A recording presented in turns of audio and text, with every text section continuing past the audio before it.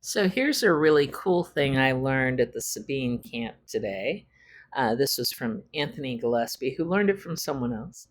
And you can actually generate Pythagorean triples with an odd first leg pretty quickly. So first of all, what I did is I went ahead and wrote down the first few odd numbers, not counting one. So we got 3, 4, 5. So I got 3, and then you can see there's 5, and then 7, and then 9, right? So let's go ahead and take a look at this. So what you should do is you're going to, these are odds, right? So you got plus 2, plus 2. So we just got an odd leg, right? Odd first leg right there.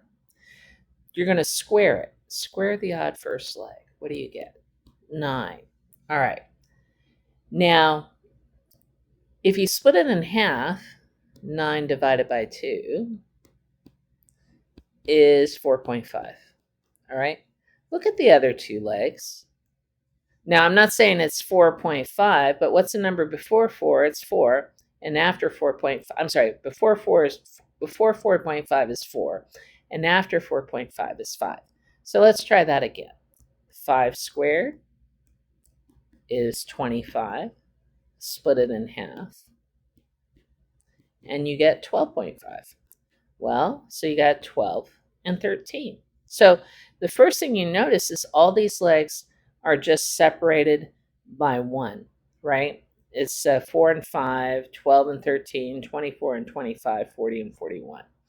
So you do 7 squared, right? And you get 49.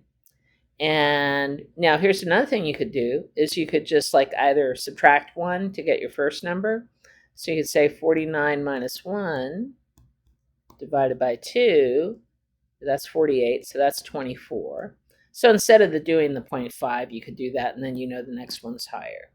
Either way.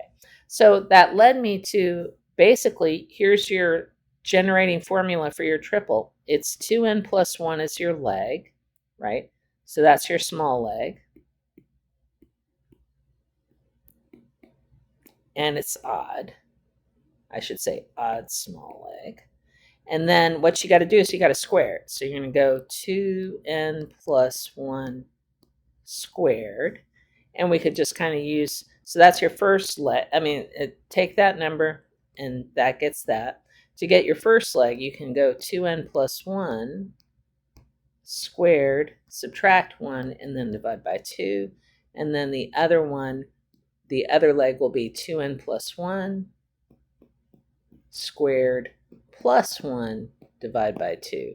And that will give you the formula. And just for the fun of it, I said, well, I can probably do some math. If I know this is my Pythagorean triple, let's see if it fits the Pythagorean theorem. So I went through, because I always like doing the math.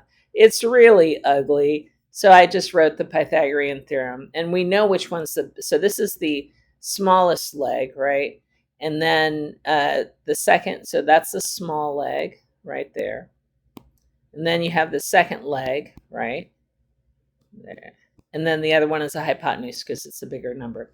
And yes, I didn't bother trying to simplify one side to match the other. I just went ahead and squared both sides, and yeah, they do match. Very cool way of generating your legs with Pythagorean triples.